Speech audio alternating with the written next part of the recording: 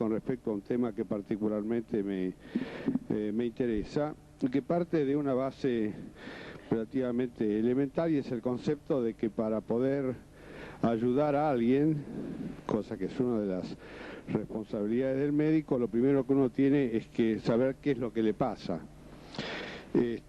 Esto parece ser olvidado últimamente, en que hay muchos médicos y muchos grupos que actúan sobre los pacientes antes de enterarse de qué es lo que les sucede, o esperando que el resultado de los tratamientos les dé la respuesta sobre este problema, este enigma.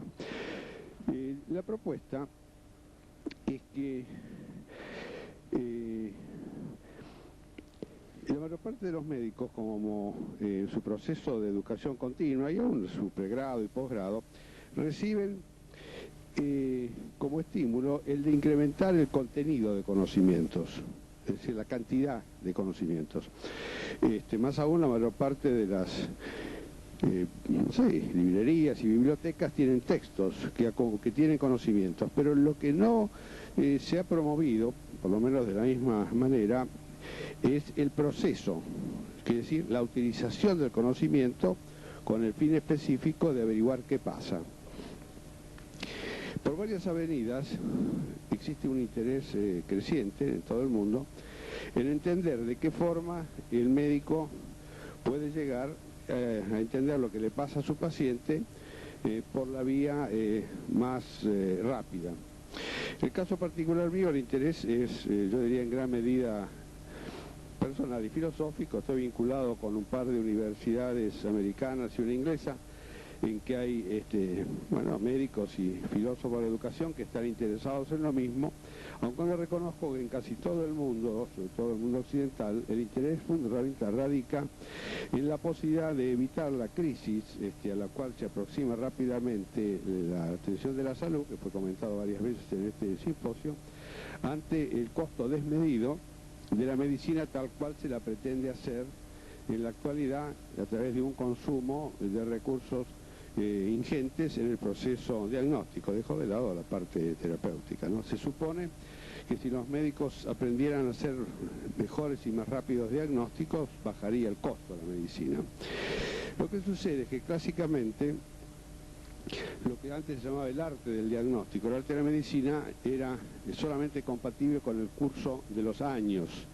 Entonces se hablaba de médicos de experiencia y médicos sin experiencia, y la propuesta es que se puede enseñar al alumno, a un estudiante de medicina, a razonar de modo tal de poder llegar al diagnóstico de su paciente con eficiencia y en tiempos breves. Yo siempre pregunto a veces a mis pacientes, tanto adolescentes como y a los padres también, qué esperan del médico, y cuando se ponen a pensar esperan varias cosas.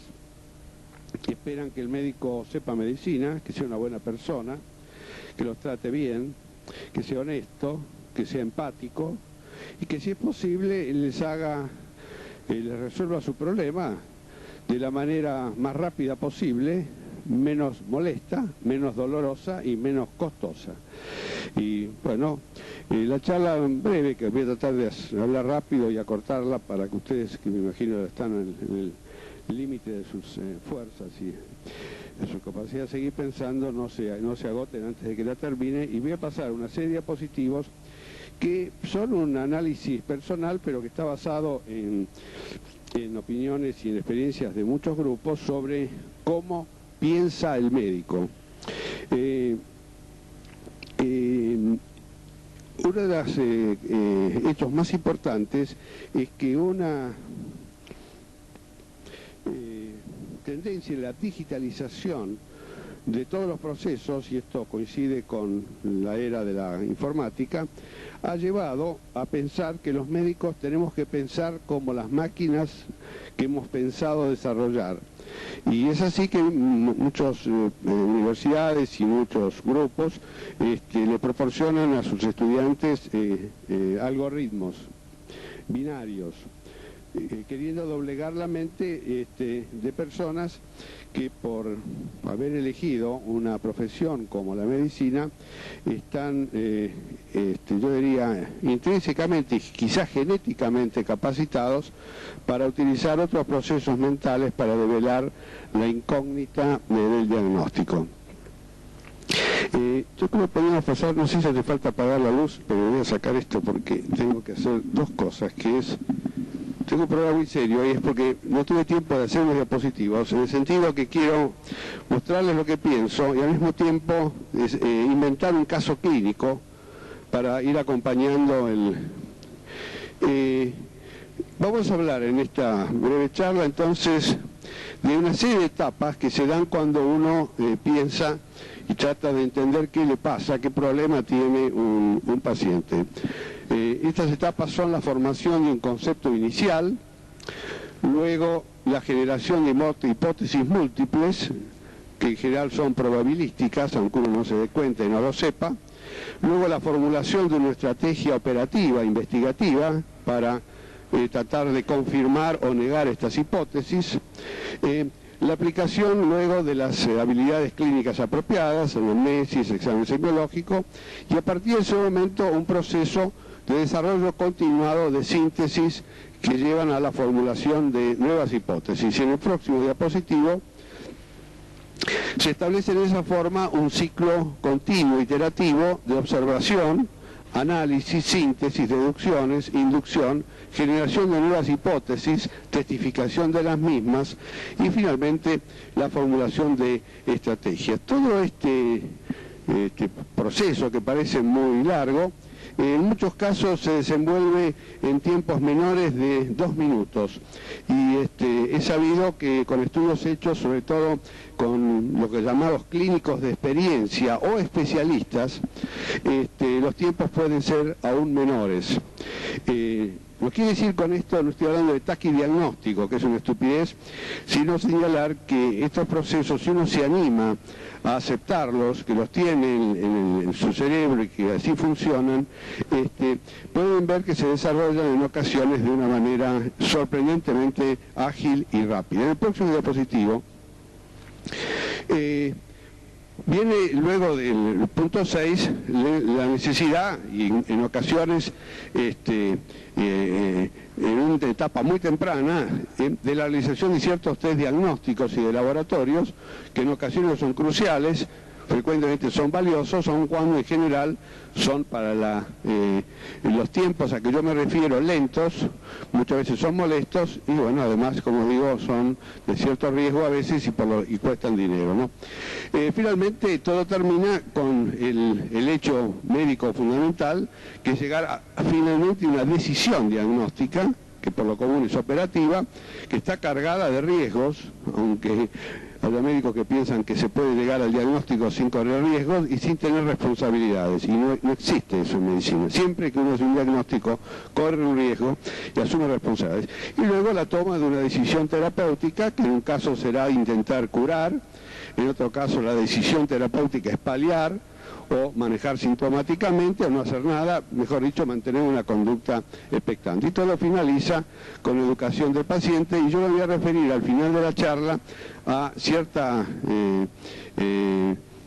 yo diría certidumbre que existe de que la mejor manera de educación continua para el médico es esta, es autodirigida y está basada en el análisis que el médico haga de la forma en que él ha funcionado y ha elaborado frente a los pacientes que ha visto o está viendo cotidianamente. En el próximo.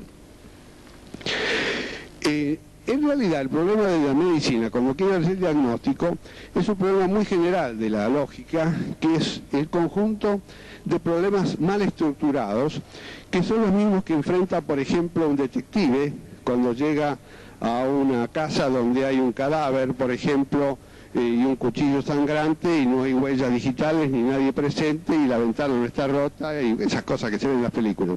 O bien cuando uno lleva el auto al mecánico y le dice el coche no me funciona. Es decir, se trata de situaciones con que la información inicial es siempre inadecuada, falta una guía definida, el problema es mutable y no hay ninguna seguridad inicial sobre la solución. Esto es totalmente opuesto a los problemas bien estructurados, que son los que enfrentan otras actividades y otras profesiones, y una de las tendencias de la medicina, erróneas en opinión de muchos, es querer transformar el diagnóstico y otros aspectos de la medicina en proceso estructurado, cuando está, por definición, es mal estructurado y eventualmente no estructurado. El próximo. Burroughs, que es un filósofo médico al mismo tiempo, muy inteligente, dice, yo voy a leer porque algunas cosas de afuera seguro que de lejos no se ven, él dice esta frase que nunca se está seguro de haber realmente resuelto el problema del paciente, nunca. Sí se puede saber que se ha ofrecido una solución. Yo les sugiero que retengan el contenido, no quiero analizar esta frase, que obviamente tiene una serie de sentidos implícitos, pero que está detrás y como una especie de sonsonete de lo que yo venga a decirles a continuación. En el próximo. En la clínica de la solución de problemas participan dos procesos mentales muy interesantes y que deben ser conocidos, que todos tenemos y funcionan, sepamos o no. Uno es la intuición. La intuición, que frecuentemente es negada, casi yo diría como considerarla como un mecanismo vergonzante, ¿no?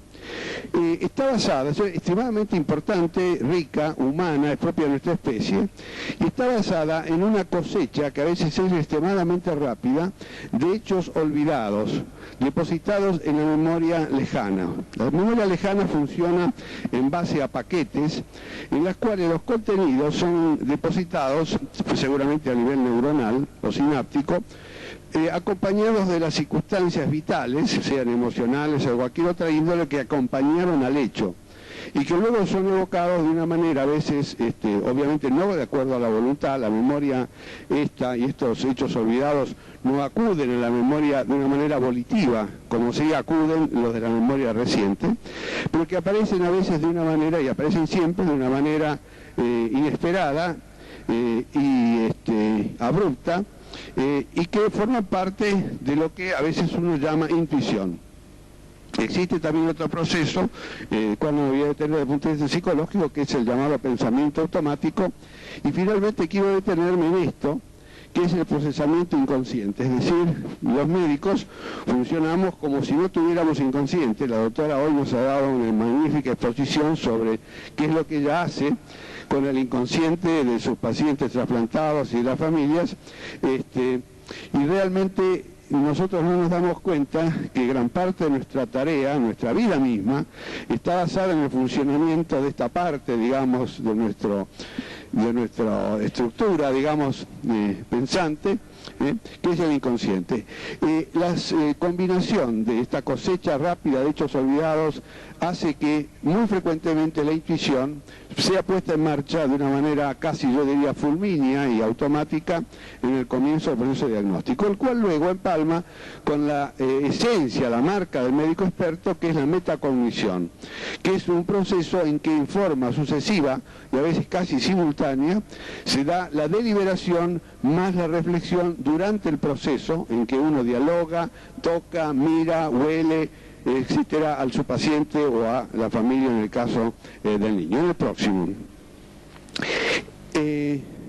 Realmente el tema de la intuición, que negamos nosotros como un mecanismo que tenemos actuante, realmente es difícil aún reconocerla, porque yo he puesto esto y solamente creo que si uno le preguntara a alguien, por ejemplo, que ha llegado acá en un día de lluvia viniendo desde San Fernando, y yo le preguntara el detalle de cómo hizo para llegar con el auto, qué eventos sobrevinieron a lo largo de todo el trayecto, seguramente ya los ha olvidado.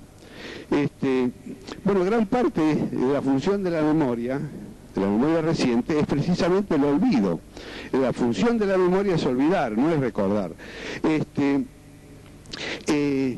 Pero justamente en un nivel determinado esto está agravado y no es evocable, digamos, porque si uno quiere hacerlo voluntariamente no lo va a tener. Sin embargo, esto está depositado porque uno manejó el coche, anduvo por baches, casi choca, aceleró, desaceleró, tuvo una luz roja, una luz verde, lo paró el vigilante, etcétera. Y yo sería vinculado a esto, cuando uno está contra la pared, en un paciente y no sabe lo que tiene y no puede averiguar cuál es su problema, el esfuerzo racional está agotado, no tirar la intuición por la borda, y si la intuición aparece, no destruirla, no negarla, no considerarla como un componente barato, digamos, que niega nuestro título de universitarios inteligentes. En el próximo, y yo diría científicos. Bueno, la metacognición ya he mencionado lo que era, sigamos. Dicho entonces, lo primero que nosotros queremos hacer cuando se nos presenta el problema del paciente es formar, lo sepamos o no, lo que se llama un concepto inicial de lo que el paciente tiene. Yo digo paciente porque el ejemplo que voy a tomar es un paciente, pero yo creo que el concepto mejor es el de problema de salud de un individuo. Esta formación del concepto inicial por lo común es muy rápida y casi inmediata. Y está formada, digamos, en base al motivo inicial verbalizado de consulta, lo que dice la familia, que viene a ser, y algunas preguntas y respuestas que se dan inicialmente, en que el médico obtiene 2 o 3 datos anamnésicos y la familia o el paciente los contesta. Junto con eso, como el médico tiene abiertos los ojos, quizá el aspecto del paciente, su edad, su sexo, la postura, etcétera, cómo se mueve, cómo habla, las características de la voz o del llanto, el aspecto, la conducta o el lenguaje de los padres, en fin, ayuda a formar el concepto inicial. Ahora voy a poner un segundo los anteojos, porque quiero ver esto que tengo acá, porque elegí para esto, para seguir esto brevemente, un ejemplo que inventé, que es el siguiente. Estoy en el consultorio del hospital, o en una clínica, por la tarde, y llega una familia, los padres junto con una abuela, muy angustiados, y que traen una niña que tiene 10 años, han bajado de una ambulancia. Y el motivo de consulta, la pregunta inicial, que lo que pasa, es que la chica, al despertar de la siesta, se ha encontrado que no puede mover las piernas, está absolutamente imposibilitada para caminar. Hay algunas preguntas iniciales, como yo puse acá, que seguramente el médico va a hacer, y bueno, el médico las hace y le pregunta probablemente qué había pasado el día antes. Casi seguro que me preguntaría eso, había estado decaída o si no. Pero no, la niña simplemente no había querido almorzar. Le pregunta al médico si tuvo fiebre y la familia dice que no. Mientras está conversando con ellos, la mira de reojo y ve que la chica está totalmente lúcida, que contesta las pequeñas preguntas, que está serena, muy serena, y que no parece tener ningún síntoma sistémico. Está acostada en la camilla, tiene las piernas extendidas, no se queja de dolores en las piernas ni en ninguna otra parte del cuerpo, así parece estar bien nutrida, parece pertenecer a una clase social media. La chiquita se mantiene muy quietita, inmóvil, y habla con suma claridad. Los papás son de edad media, están desolados realmente, y le hablan a su hijita con mucho afecto y con mucho miedo, con aprensión. El concepto inicial del médico, vamos a pasar al próximo, de este médico, que está... El concepto inicial, este médico piensa, y esta chica debe tener como concepto, una paraplegia aguda, para darle un nombre, no puede mover las piernas agudamente, tiene el concepto inicial, una paraplegia aguda. Y se pregunta inmediatamente, en esos segundos iniciales, todo esto que estoy comentando probablemente llevó 30 segundos, se me ocurre, se pregunta qué va a hacer. Y básicamente lo que se pregunta es si tiene que tomar esto como una situación de emergencia y por lo tanto actuar con conductas de la emergencia, si esto es una emergencia o no es una emergencia. Rápidamente dice, bueno, es poco probable que tenga una lesión del asta anterior, polio ya prácticamente acá no existe, no hay la impresión, por su experiencia, digamos que si hubiera habido un trauma, la familia le hubiera dicho de entrada, la nena se cayó, se golpeó, se cayó de la cama, estaba jugando o algo así, no lo dijeron, trauma. Bueno, tampoco parece así rápidamente, dice acá, infección parece que no hubo, la chiquita no estaba enferma, no tiene síntomas sistémicos, no tiene fiebre, porque claro, puede haber una cosa que se llama mielitis, o puede tener un síndrome de una polineuropatía, un Guillain-Barré a lo mejor, o un accidente vascular de la médula, o no, o una polimiositis, o ser una conversión histérica. Rápidamente, por la mente del médico, en esos segundos minutos, el médico se está formando este concepto inicial del problema, sin hablar ni estar muy lejos todavía de pensar en qué es lo que tiene esta paciente, sacar un ganchito que tengo acá, y qué es lo que tiene que hacer para averiguarlo. Mientras tanto, yo puse acá algunas frasecitas que coinciden con ese momento, digamos, del pensamiento médico, que solo se ve lo que se mira. Este médico, como ustedes ven, estaba mirando, no estaba con los ojos solamente abiertos. Estaba paseando los ojos sobre el paciente y su alrededor.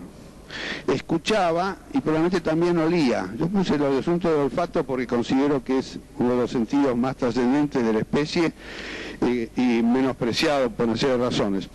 Y la importancia de algunos detalles, por ejemplo, como este hombre que está acá y vio que la chica estaba muy serena, por ejemplo, aunque no movía las piernas y que los padres tenían una angustia que los desbordaba. Vio que la chiquita hablaba con voz firme y clara, que no le temblaba la voz. En fin, no sé, yo mencioné algunas de las cosas que este colega... Él, claro, tenía algún problema porque estaba con miedo en ese momento de no teñir a su paciente con un prejuicio, él, por ejemplo, podía tener un sesgo. Yo creo que de entrada él pensó si no sería una lesión de asta anterior, por ejemplo. Seguramente es un hombre que habrá visto poliomielitis hace tiempo y, bueno, a lo mejor por eso, pero él rápidamente se cuidó de esto. Esta información inicial es importante porque de ningún modo permite decir ningún diagnóstico en base a esto y tampoco ni siquiera elaborar ninguna hipótesis. Acá puse que es importante, y en el caso de pediatría, no aceptar nunca que uno sabe lo que el paciente quiere decir, o la familia, por ejemplo, cuando dice que está mareado, que tuvo vértigos o parestesias. Esto todavía en este caso en particular no surgió. Lo cierto es que el médico se dice a sí mismo que esta chica no está crítica. Es un problema muy importante el que tiene, pero no está crítica. Y al no estar crítica, y si bien es una situación de urgencia, le da tiempo para dialogar y para seguir mirando un poco, para tratar de conformar ese concepto inicial. A él le llama la atención la discordancia que existe entre la placidez de esta chica, le llama la atención rápidamente, se da cuenta, y en cambio la ansiedad de los padres. La abuela, en cambio, está en un rincón, está distante, y parece estar rezando la señora, la abuelita, ¿no? La niña repite cuando el médico le va a preguntar, no puede mover las piernas en absoluto, ¿no?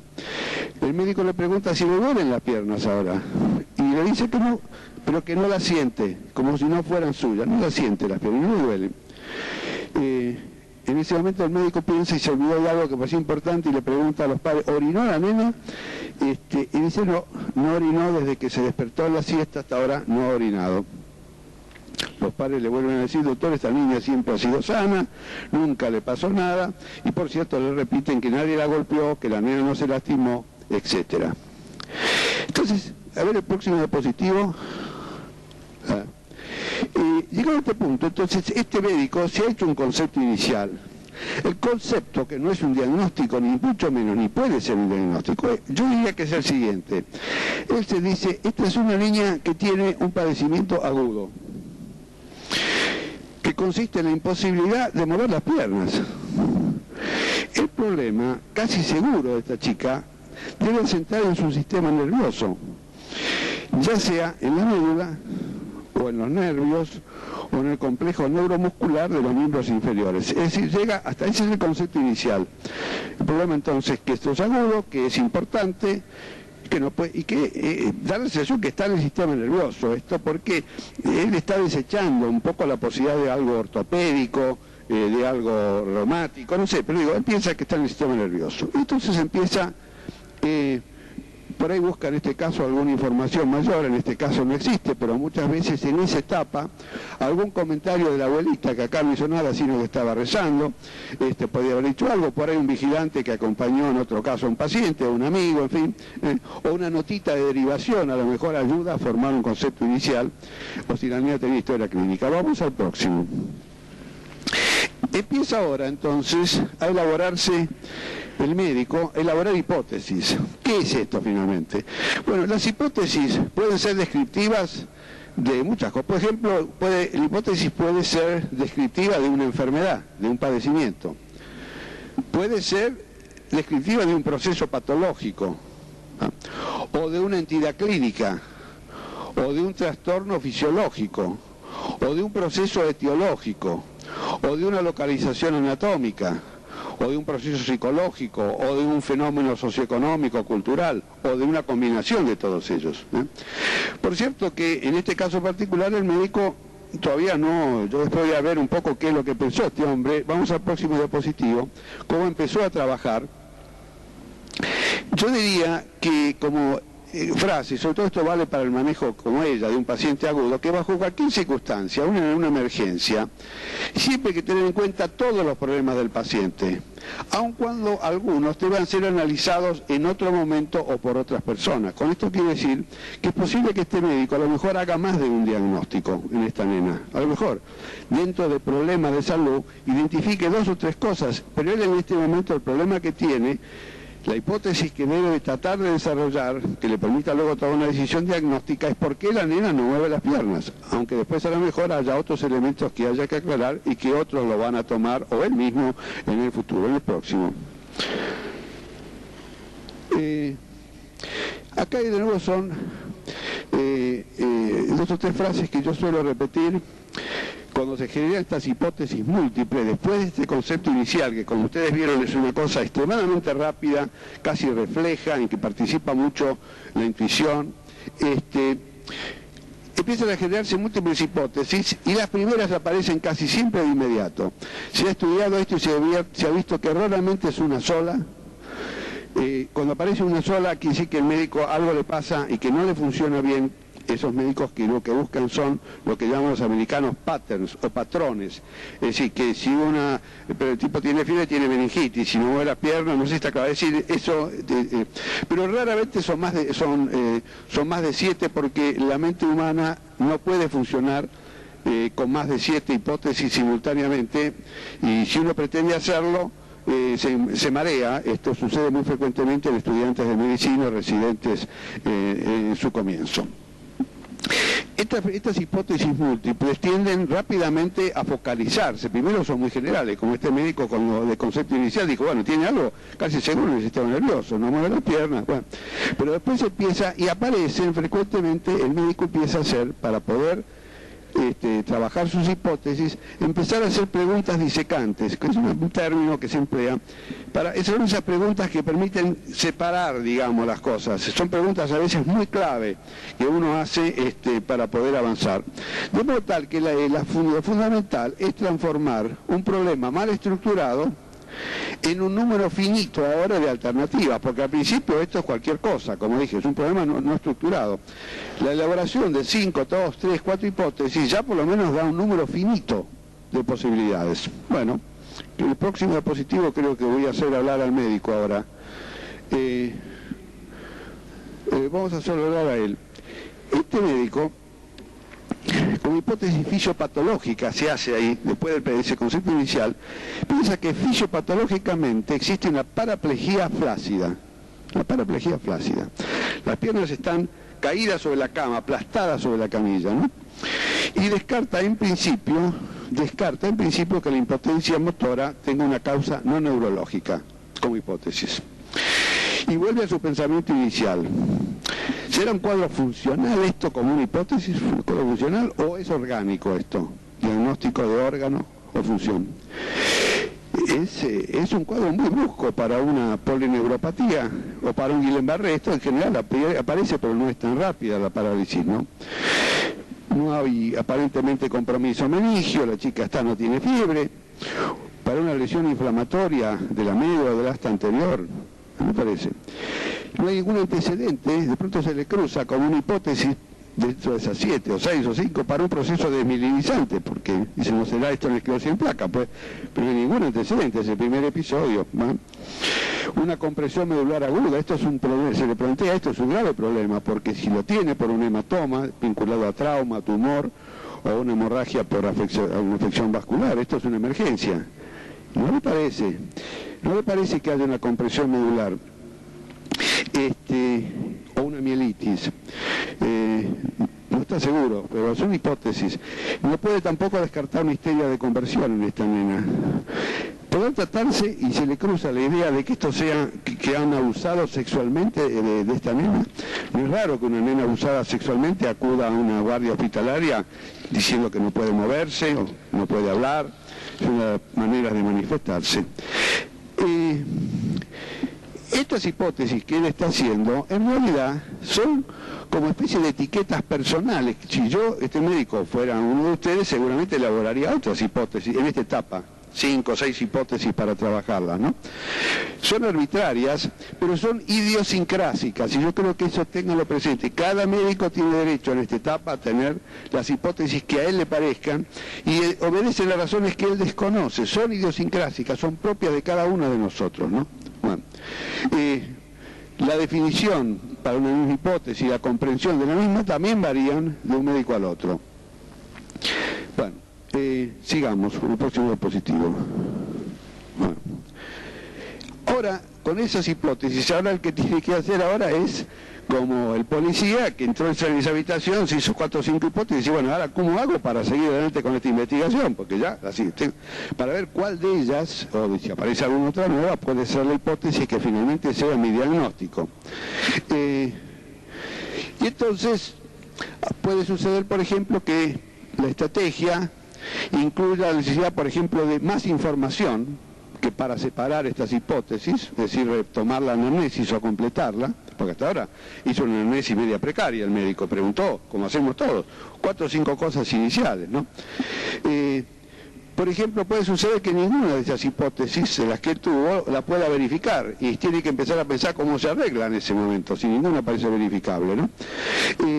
O bien, por ejemplo, pensar, no me estaría olvidando de algo que tenía que haber preguntado o visto y que no, pues. La estrategia en general es un proceso, como digo, deductivo y de búsqueda, aunque algunos médicos, y esto lo solemos hacer muchos, hacemos scanning. Digo por scanning una búsqueda sin motivo. Por ejemplo, a esta altura, no sé si este médico hizo scanning, a ver si hizo. Este médico hizo en esta etapa, él decidió que lo que tenía que hacer para avanzar en su, como estrategia, eligió más información. Pensó que tenía que tener más información. Entonces retoma la historia familiar, pregunta un poco. ¿Qué preguntó? Si había algún enfermo en la familia, enfermedades agudas, recientes, presentes, interesante esto. La chica tiene un hermano menor que es sano, concurre a la escuela, es la mejor alumna de su grado, es una chica sedentaria, seria, aplicada. Los padres también parecen ser gente inteligente y muy exigente. Bueno, hacer la chica le vuelve a hablar con él, porque eligió ese medio para avanzar en la estrategia, vuelve a hablar con ella y le dice que siente como que las piernas no fueran suyas. Niega a tener ningún cosquilleo, ninguna picazón, lo que podemos llamar parestesias. Le pregunta, ¿le pica, te arde? No, parece que no. Ella, la chiquita, dice, se acostó bien, y cuando se acostó las movía las piernas, se acuerda bien que las podía mover, porque cuando arregló las sábanas y todo, dormía la siesta, las podía mover, ¿no? Y que después ya no las pudo mover, en cuanto se despertó, ya no las podía mover. Y que no puede mover absolutamente nada. Y le pregunta al médico, ¿pero los deditos de los pies? No, tampoco, no puede mover nada, no puede mover absolutamente nada de los pies. Bueno, a esta altura, el médico decide que tiene que hacer otra cosa más, que ya no basta con los datos que ha obtenido, porque está todavía aún perdido, no avanza, y decide que tiene un próximo diapositivo, a ver cómo es. Bueno, esto lo puedo decir, esto forma parte de lo que va a hacer ahora el médico, pero lo de las respuestas disecantes, No hay información, lectura. Sí, saltémoslo, esto no me interesa. Bueno, el médico entonces decide que la va a tocar a la chica, es decir, va a aplicarle sus habilidades clínicas. Y la tabla no hizo nada, la estuvo mirando, habló con los padres, todo. Y entonces la va a examinar a la nena. Y una de las cosas que quiere examinar es un poquito más cómo está ella psíquicamente. Es decir, está muy bien, ve que se expresa con una tremenda fluidez, le hace algún chiste, la chica contesta sin temor, sin ansiedad. Eso le llama atención semiológicamente. Los miembros inferiores los examinan y están evidentemente paralizados. Bueno, el tono, sin embargo, es normal. Los reflejos osteotendinosos son normales. El trofismo de esas piernas es normal, no tiene piramidalismo, no tiene signos meningios y tiene anestesia completa de las piernas hasta a todos los estímulos que él puede utilizar allí, le toca, le pincha, en fin, esas cositas, hasta la ingle. El resto del examen es negativo y ahí aprovecha y hace una cosa que se había olvidado antes, que le palpa la vejiga, porque la chica, ¿se acuerdan que no había orinado?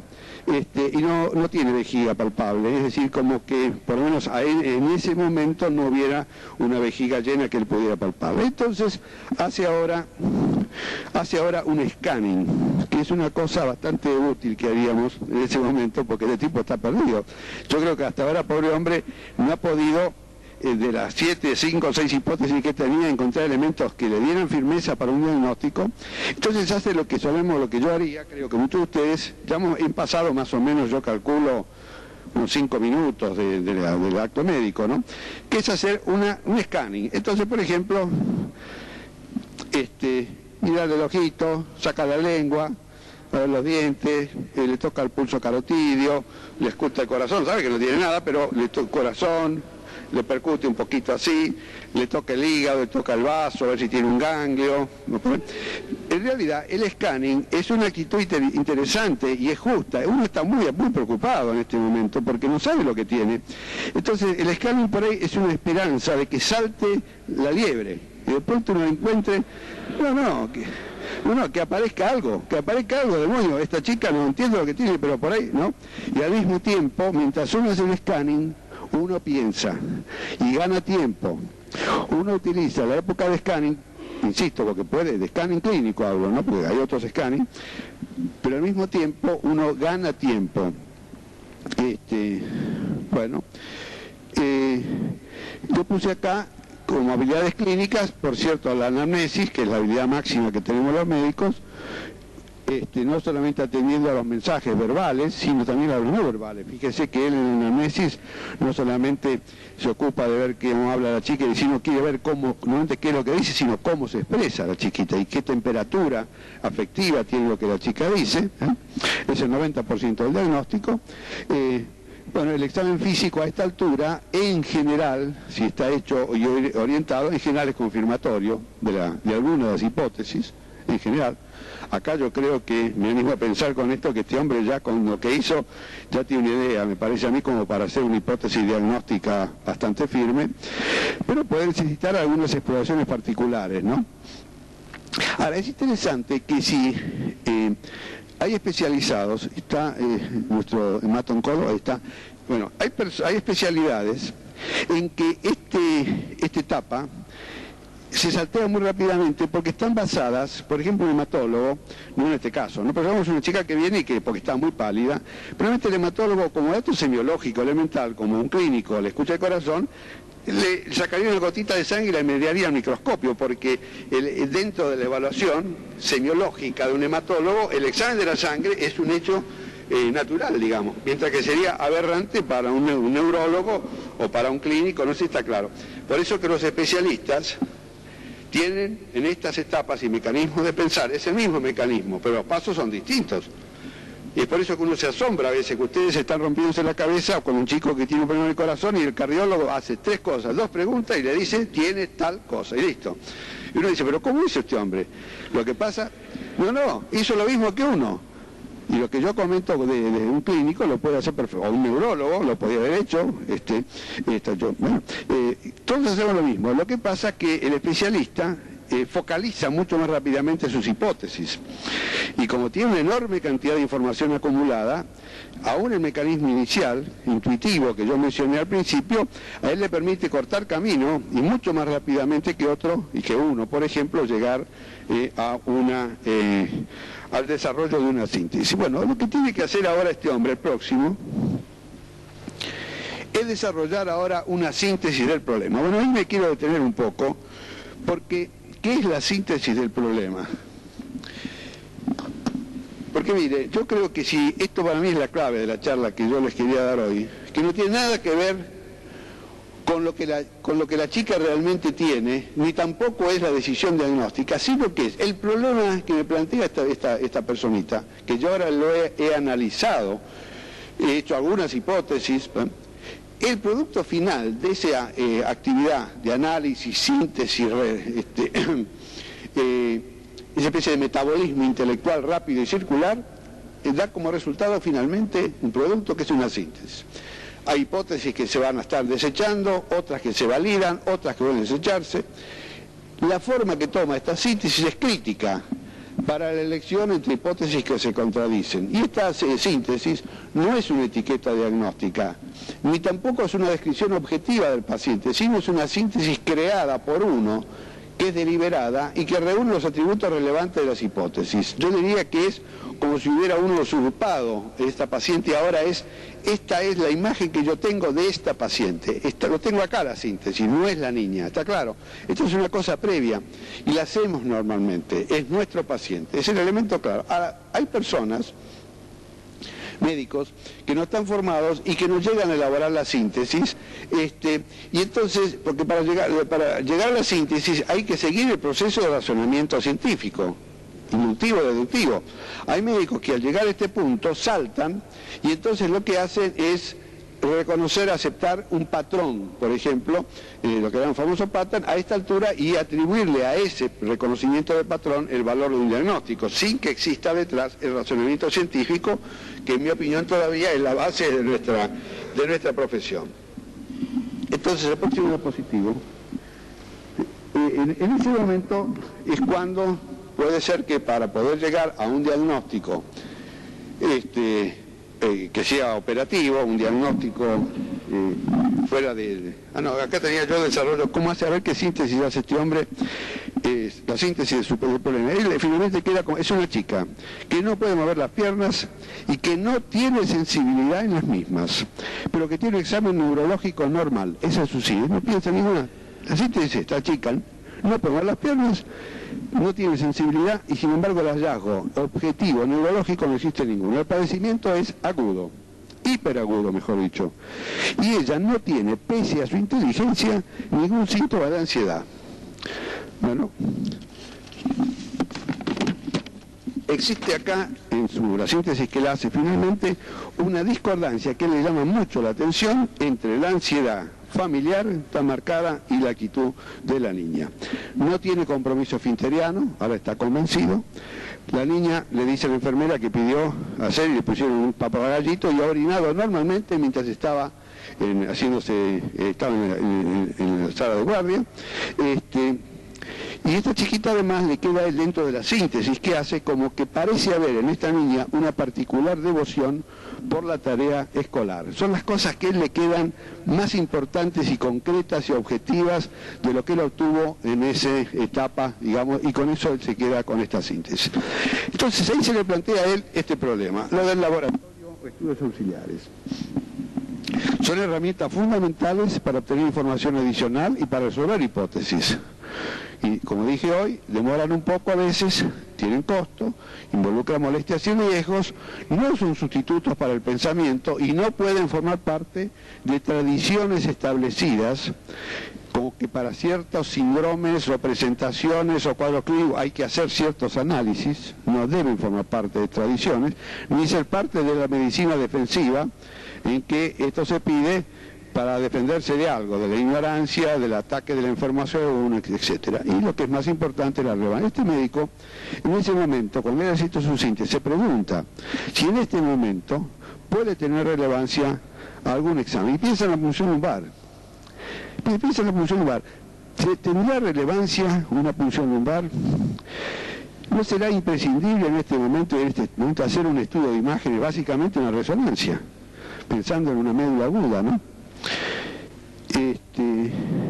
Sin embargo, ante la falta absoluta, lo piensa bien, de evidencias clínicas de emergencia medular, solucionable por la cirugía, única razón para hacer un estudio en agudo ahí en la lugar y pedir una resonancia, que tuviera un hematoma, algo que comprimido, decide postergar estos estudios y simplemente, como estrategia, es observar a la niña, para la cual la interna. Muy bien. Entonces ahora tiene que hacer, controladamente, bueno, él resignó la posibilidad de hacer un examen de líquido, el próximo, diapositivo, y ahora entonces llega a hacer una decisión diagnóstica. Estas decisiones diagnósticas son, en general, como dije hoy, probabilísticas, es decir, uno trabaja con una P menor de 0,01 y considera que eso es. En base a evidencias disponibles.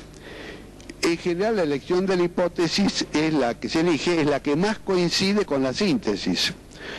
Esa hipótesis diagnóstica puede ser una hipótesis de trabajo meramente, o puede ser una hipótesis tentativa, o puede ser una hipótesis que por ser tentativa o de trabajo dependa de la evolución, o de nuevos test, o de un periodo de observación, que parece ser lo que este médico ha tomado. Vamos a ver, él tiene una hipótesis, pero que la somete a la observación.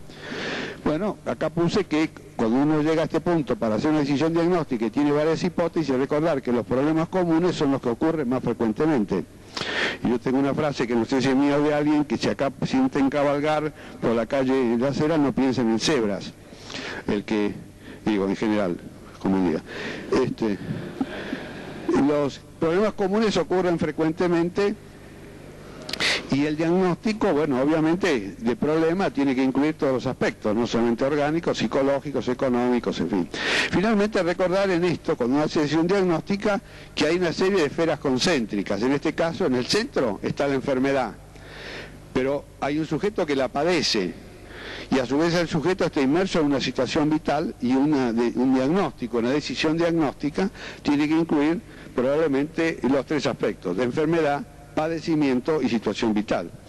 Bueno, este médico, él dice que solamente se dice a sí mismo, yo puedo hacer un diagnóstico tentativo. Más bien él se dice a sí mismo, en realidad es una hipótesis de trabajo la que yo tengo. Y pienso que esa hipótesis es una conversión histérica.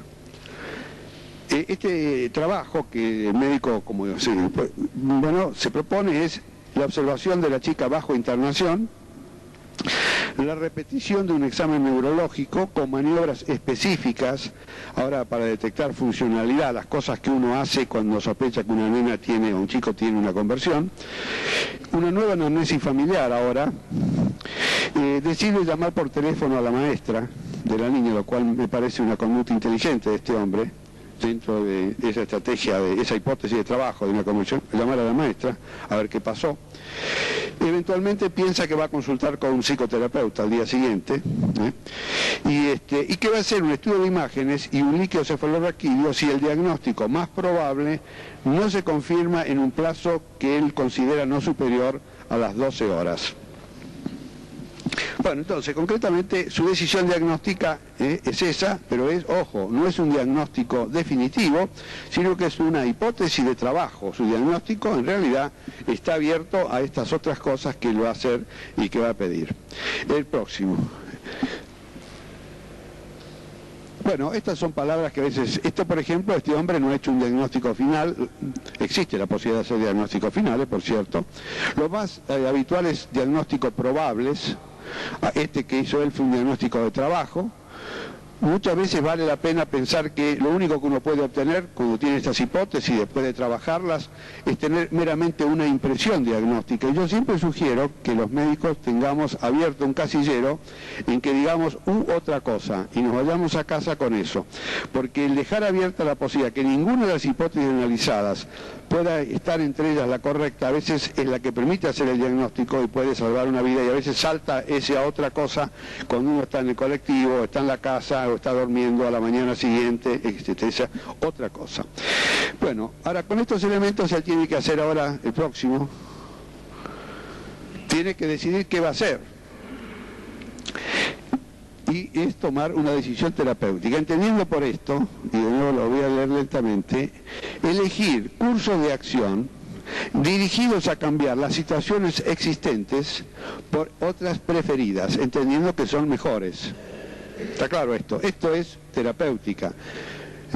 Son cursos de acción que tienden a cambiar situaciones que existen por otras preferidas. Este cambio puede ser apuntar a la curación, al cuidado, a la ayuda, a la prevención. Yo diría que con mucha frecuencia, esto lo puse yo acá, una vez desde el comienzo del contacto con el paciente, ya uno, aunque se lo niegue, está pensando en lo que va a hacer, qué le va a hacer con el paciente, si le va a recetar, de qué elección va a tomar. Lo que pasa es que, como uno está acostumbrado a que hay que hacer anamnesis, inspección, palpación, uno niega, pero sin embargo es muy común, y este médico muy probablemente, este médico se haya planteado la posibilidad de que esta nena necesitara una ayuda psicoterapéutica, que es lo que finalmente él resuelve hacer, y además de orientación familiar, y al mismo tiempo tener un contacto íntimo con la escuela, donde parece que existen dificultades que están agravando la condición de la niña. Bueno, en el próximo diapositivo, la evolución de esta chica fue... en la implementación del tratamiento, cosas que vale la pena siempre pensar, de acuerdo a esta propuesta, digamos, de tratamiento como una cosa que modifica la situación actual, pensar en si uno busca cantidad o calidad de vida. En este caso, obviamente, lo que el médico buscaba es mejorar la calidad. Pensar en cuál puede ser la eficacia del tratamiento. Yo creo que él piensa que lo que le ofrece a la chica es un tratamiento altamente eficaz para el problema que tenía. La relación costo-beneficio, si había alternativas, aceptabilidad, costo económico, y como siempre, los sufrimientos, las molestias, los efectos colaterales que estos engendran, valores, creencias del paciente y su familia, deseos, objetivos, historia. Y después también yo puse acá la historia natural del padecimiento sin tratamiento, porque muchas veces la implementación del tratamiento conduce a que la historia natural del padecimiento no justifica ningún tratamiento, ninguna conducta activa.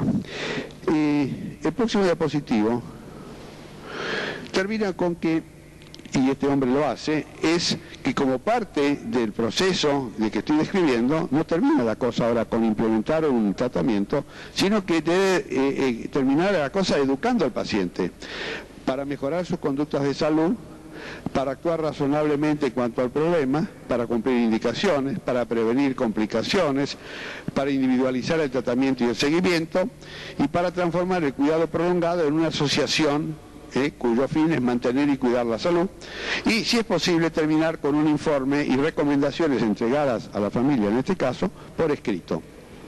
En este caso en particular, la impresión que yo tengo es que esta tarea, en este caso particular, es de enorme importancia por parte de este médico y que le va a ocupar una buena parte del tiempo terapéutico a él, porque no va a poder resolverlo a través de un recetario. El tema termina, el próximo diapositivo, con esto que es con lo cual yo quería, creo que es el último de terminar la charla, y es que está probado que el autoaprendizaje basado en problemas que uno ha vivido y que uno ha resuelto o no ha resuelto, depende de que uno lo pueda hacer esto, la posibilidad es que uno documente de alguna forma lo que ha hecho. Hay médicos, por ejemplo, y yo lo hice durante mucho tiempo, que cuando atienden hacen este ejercicio, diagnóstico, esto no es un ejercicio, es una actividad. Anotar en un papelito, aunque sea, lo que uno hizo, lo que pensó, lo que no pensó, para luego autoevaluar. ¿En qué falló? Porque acá en este caso este hombre aparentemente parece que tuvo razón y que la chica tenía esto y que anduvo bien, pero podía haber sido otra cosa. Autoeducación, la aplicación del conocimiento nuevo y el sumario de lo que se ha aprendido. Es decir, la evidencia sugiere que personas jóvenes en etapa formativa, aún estudiantes de medicina, si recorren el trayecto adecuadamente que los lleva al diagnóstico y terminan haciendo esto, que es evaluando luego en un proceso de un aprendizaje todas las etapas que han cumplido y donde hicieron las cosas de cierta manera que hubieran hecho, y en muchos casos hay otro diapositivo, no hay más, a ver, fíjese, no hay más, a veces esto lleva, por ejemplo, y en este caso particular, me hubiera llevado a mí, por ejemplo, si yo fuera el médico, a buscar más información, a lo mejor en la bibliografía, volver a leer para parecias, o leer Histeria de conversión, de la cual no sé mucho, no sé si es claro, decir, es posible que si uno ha seguido esta paciente de esta manera, quede tan profundamente grabado todos estos conceptos, porque uno acá tiene que revisar toda la patología y mente, ¿no? Capaz de provocar una paraplegia aguda en una niña. Y uno lo estuvo haciendo acá, tomó las opciones, siguió los pasos, por suerte lo resolvió con poca cosa. Podía haber sido un caso que uno eligiera en que se hicieron 20.000 estudios. Lo importante es que si uno se anima a verse a sí mismo funcionando como médico, diagnosticando cosas y resolviéndolas luego a través, o buscando la mejor solución a través del tratamiento, es muy posible que uno pueda llegar a ser lo que se llama un médico experimentado antes de llegar a ser un médico envejecido. Esa es la propuesta. Yo quería terminar con esto acá y les quiero explicar una vez más lo que dije al principio, de por qué seleccioné este tema. Yo hace rato que estoy juntando material y conectándome, escribiendo, porque me da la sensación de que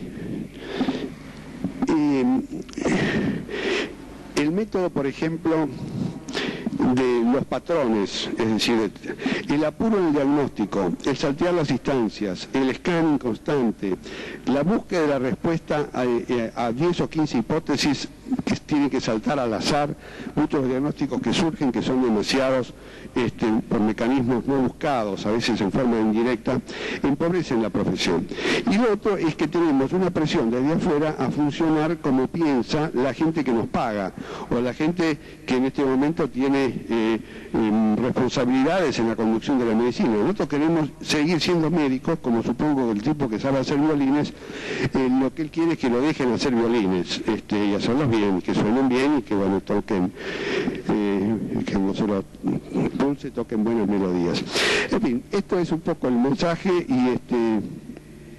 y vamos a seguir en ello, porque yo les diré que hay que hacer un esfuerzo por rescatar lo esencial en medicina, que en esta charla de hoy empieza por tratar de entender qué problema tiene la persona o la familia o el paciente que se acerca a uno, siguiendo el camino que afortunadamente nuestra formación, nuestra mente, nuestra inteligencia nos permite, sin pensar que somos tan inermes que necesitamos constantemente acudir o al Altísimo o a las consultas múltiples o a la casualidad o al famoso hay una cosa que hace nada la gente en la televisión cuando no sabe qué hacer con la vida, que es apretar el botón y hacer saltar. ¿Cómo se llama eso? Bueno, esto mismo en medicina no me parece una conducta aconsejable. Bueno, nada más.